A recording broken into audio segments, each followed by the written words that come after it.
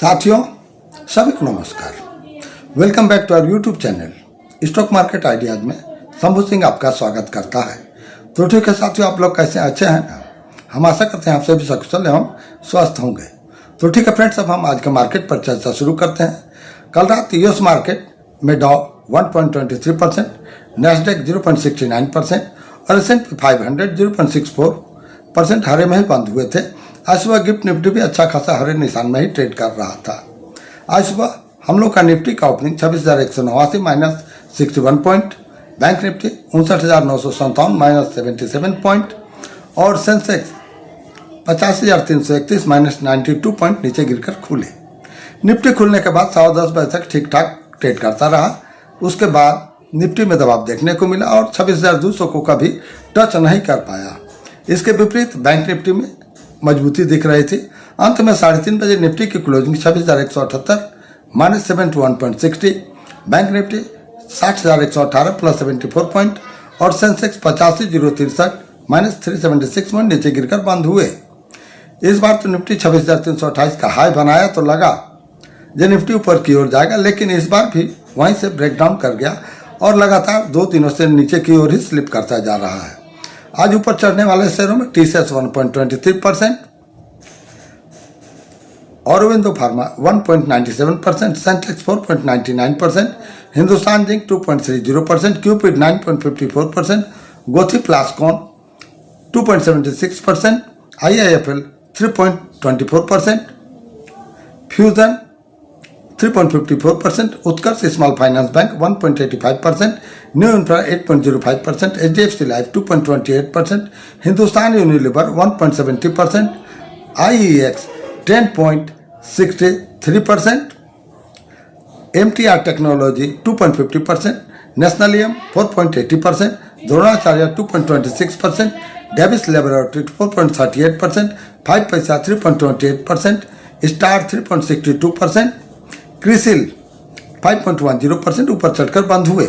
वहीं नीचे गिरने वाले शेयरों में प्रीकोल लिमिटेड 3.57%, न्यूजेन 3.03%, इन्फोबिन 8.52%, Fair Chem 3.77%, KPI Green 3.16%, Navin Fluorine 2.99%, Inox Wind 2.58%, Sonata 2.46%, Reliance 4.46%, MBL Infra 2.99%, Fortis Health 3.22%, Electra Green 3.60%, Flomic 4.52%, Dixon Technology 2.69%, Kaynes Technology 5.15%, ACME Solar 3.29%, Trent 8.63%, Swiggy 4.60% नीचे गिरकर बंद हुए।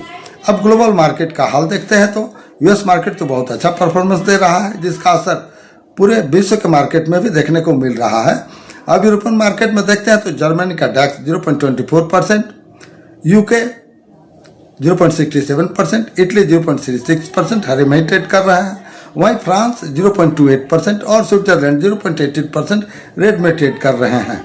रशिया का एमएक्स इंडेक्स 0.23% रेड में trade कर रहा है। अब एशियन मार्केट भी अच्छा कर रहा है। Japan 1.32%, Shanghai 1.50%, China 1.01%, DJ Shanghai 1.78%, Hong Kong 1.38%, Taiwan 2.57%, south Korea 1.52%, सभी हरे में ही बंद हुए हैं। अब इंडियन मार्केट को देखते हैं तो आज large cap, mid cap, small cap का भी परफॉर्मेंस नहीं है। सेक्टर वाइज देखें तो auto, consumer durable, health care, IT, metal मामूली परफॉर्मेंस दिख रहा है। वहीं capital goods, oil and gas, reality, infra, energy में कहीं कोई परफॉर्मेंस नहीं है। आज तो मिड कैप और स्मॉल कैप में बहुत ज़्यादा ही गिरावट रही, जिसके कारण लगभग सभी का पोर्टफोलियो 0.5% के ऊपर ही लाल में ही बंद हुआ होगा। अब देखा जाए तो सभी जगह का मार्केट अच्छा परफॉर्मेंस कर रहा है, सिर्फ हम लोग को मार्केट में कोई परफॉर्मेंस नहीं दिख रहा है। इस सब के पीछे यूएस के साथ ट्रेड डील न होना माना जा रहा है। ट्रंप साहब कुछ दिनों तक चुप थे, फिर वेनेजुएला पर अटैक करने के बाद से उनके सुर बदल गए हैं। उनका फिर भारत पर स्टेटमेंट आना शुरू हो गया है।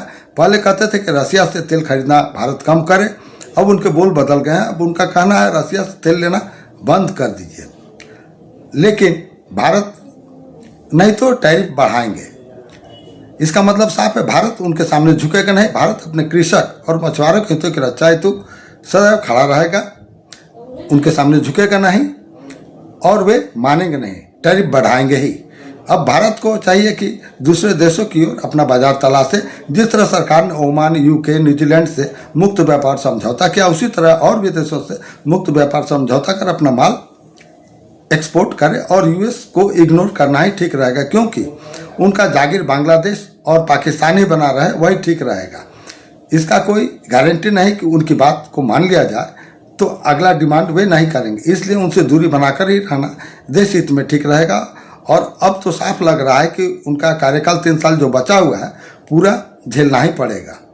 इधर सरकार द्वारा रसिया से भी भारतीय इलेक्ट्रॉनिक्स गुड्स, इंजीनियरिंग गुड्स, खाने पीने के उत्पाद और मछली निर्यात पर बातचीत चल रही है, जिसमें कुछ बाधाएं आ रही है जिसे दूर किया जाना चाहिए, जिससे तेल आयात के कारण रूसी बैंकों में हम लोग का जो 50-55 अरब डॉलर पड़ा हुआ है उसका इस्तेमाल किया जा सके। तो ठीक है साथियों, मैंने video informative and educational purpose के लिए बनाया हुआ है।